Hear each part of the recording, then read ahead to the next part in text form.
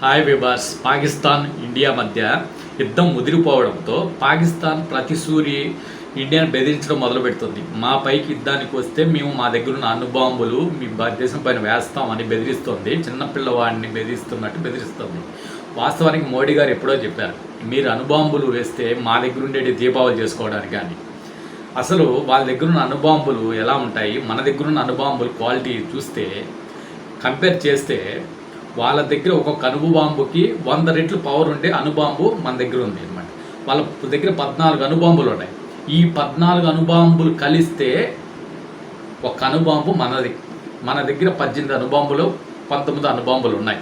అసలు ఈ అణుబాంబులు ఈ యుద్ధం వచ్చినప్పుడు వాడకూడదు అని భయంకరమైన రిస్ట్రిక్షన్ ఉంది. అప్పట్లో ప్రపంచ దేశాలన్నీ శాంతి ఒప్పందం చేసుకొని ఏ దేశానికి ఇంకో దేశానికి యుద్ధం పడితే మా అనుమతి లేకుండా ఐక్యరాజ్య సమితి పెద్దల ప్రపంచ దేశాల అనుమతి లేకుండా ఎవరు కూడా ఇంకొక దేశం పైన ఇంకొక దేశం అణుబాంబులు వేయకూడదు. వేస్తే చాలా సీరియస్గా తీసుకుంటాం, అన్ని దేశాలు కలిసి ఆ దేశాన్ని దూరం చేస్తాం, వీలుంటే ఆ దేశాన్ని అంతం చేస్తామని ఒక గట్టి ఒప్పందం ఉందన్నమాట. ఎందుకు ఒప్పందం చేశారంటే, అప్పట్లో జపాన్లో నాగసాకి కోహిమా పైన అమెరికా అణుబాంబు వేసింది.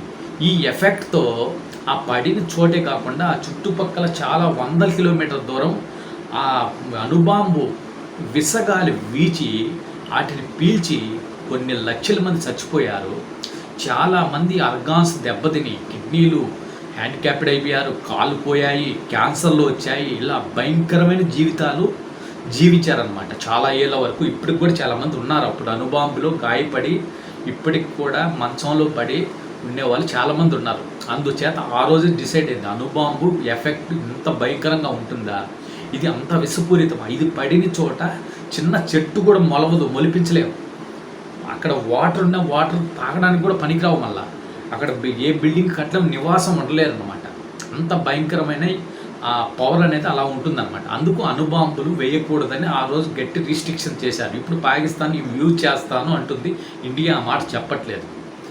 అందుచేత ఇప్పుడు అణుబాంబు దానికి ఎన్నున్నాయి, ఒక్కొక్క అణుబాంబు 3 టన్నులు 4 టన్నులు ఉంటుందన్నమాట పాకిస్తాన్ దగ్గర ఒక్కొక్క అణుబాంబు. అలాంటివి 16, 18 ఉన్నాయి. మన దగ్గర ఒక 20 పైన ఉంటాయి. 20 ఏదో నెంబర్లో క్లారిటీ లేదు, కానీ ఎక్కువే ఉన్నాయి. పాకిస్తాన్ కన్నా ఎక్కువే ఉన్నాయి.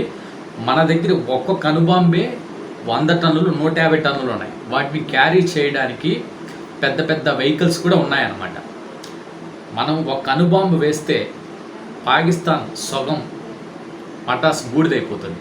తర్వాత ఇంకోటి వేస్తే అసలు మ్యాప్లోనే ఉండదు పాకిస్తాన్. ఒక చెట్టు ఉండదు, ఒక పిట్ట ఉండదు, ఒక మనిషి ఉండడు, తాగడానికి నీళ్లు పనికిరావు. అసలు ఆ పాకిస్తాన్ ఆడ ఉంది అనేది కూడా ఆనవాళ్ళు లేకుండా పోతుంది.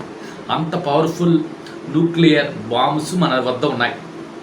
సో ఈ పాకిస్తాన్ ఆ చిన్న చిన్న లడ్డు లాంటి అణుబాంబులు చూసుకొని మా దగ్గర ఉన్నాయి, మేము చేసేస్తాం అని భయపెడుతుంది. కానీ మోడీ గారు ఇప్పుడు కనుసైగ చేస్తే చాలు, 2 అణుబాంబులు వేస్తే పాకిస్తాన్ 1 గంటలో స్మాష్ అయిపోతుంది. కానీ మన భారతదేశం జాలి, దయ, కరుణ కలిగిన దేశం కాబట్టి అక్కడ పసిపిల్లలు, సామాన్యమైన మానవులు, మంచి వాళ్ళు ఉంటారు, సజ్జనులు ఉంటారు, వాళ్ళు చచ్చిపోతారనే ఉద్దేశంతో ఆ మాట కూడా మాట్లాడడం లేదు. కానీ పాకిస్తాన్కు ఆ కనికరం, జాలి, దయ ఏం ఉండవు.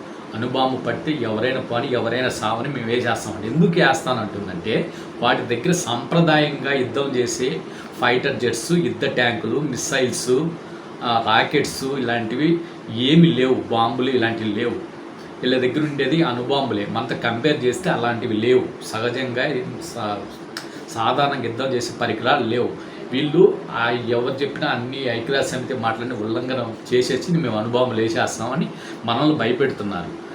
సో ఇలా మనం కంపేర్ చేస్తే ఇప్పుడు అణుబాంబు పడితే ఎలా ఉంటుంది, సాధారణ బాంబుకి తేడా ఏంటంటే, సాధారణమైన బాంబు ఆకాశం నుండి విడిచినప్పుడు కానీ ఏదైనా బిల్డింగ్ పైన పడిందనుకో, ఒక స్ట్రీట్లో పడిందనుకో, ఆ స్ట్రీట్లో ఉండే జనాలు చచ్చిపోతారు, ఆ బిల్డింగులు కూలిపోతాయి, లేకపోతే గాయపడతారు. అంతవరకే, బతికినోడు బతికిపోతాడు. కానీ అక్కడ ఈ విసగాలి అనే విసగాలి ఉండదన్నమాట. చెట్లు మళ్ళీ తర్వాత చెట్లు మొలుస్తాయి, అక్కడ ఏదైనా వాటర్ ఉంటే మళ్ళీ తాగొచ్చు, మళ్ళీ ప్యూరిఫై చేసుకోవచ్చు, మళ్ళీ బిల్డింగ్లు కట్టుకోవచ్చు, మళ్ళీ అక్కడ నివాసం ఉండొచ్చు. అది సాధారణమైన మామూలు బాంబు వేస్తే ఇది పరిస్థితి. కానీ ఈ న్యూక్లియర్ బాంబు అణుబాంబు పడితే పరిస్థితి ఎంత దారుణంగా ఉంటుందంటే అక్కడే కాకుండా మొత్తం కొన్ని వందల కిలోమీటర్ల విస్తీర్ణంలో ఎఫెక్ట్ ఇస్తారు. పూర్తిగా ఇసుగాలితో నింపేసి ప్రజలను చంపేయడమే కాకుండా దారుణంగా ఆర్గాన్స్ దెబ్బతినేసి పూర్తిగా వినాశనానికి దారితీస్తుంది అనమాట. అందుకే అప్పట్లో ప్రపంచ దేశాలు అన్ని దేశాలు కలుసుకుని పెద్దలంతా మాట్లాడుకొని ఈ అణుబాంబు వల్ల ఒక దేశం పైన ఇంకొక దేశం వేసి ఇంకో దేశం పైన ఇంకొక దేశం వేస్తే మొత్తం భూప్రపంచం మొత్తం జీవులే లేకుండా, మానవులే లేకుండా, ఒక పిట్ట ఒక చెట్టు లేకుండా పూర్తిగా నశించిపోతుంది. ఈ అణుబాంబులు అనేది మానవ వినాశనానికి తప్ప దానికి పనికిరావు. కాబట్టి యుద్ధం చేసుకుంటే మామూలుగానే యుద్ధం చేసుకుంటే అణుబాంబులు ఉపయోగించుకోకూడదు ఎవరు కూడా అని గట్టి రిస్ట్రిక్షన్స్ చేసి రూల్స్ అండ్ రెగ్యులేషన్స్ పెట్టినారు. ఎవరు ఉల్లంఘన చేయకూడదని పెట్టారు. సో వీడియో గురించి మీరేమనుకుంటారు? ఇన్ఫర్మేటివ్ కనిపిస్తే షేర్ చేసి సబ్స్క్రైబ్ చేయండి, లైక్ చేయండి, కామెంట్ చేయండి. జై హింద్, జై భారత్.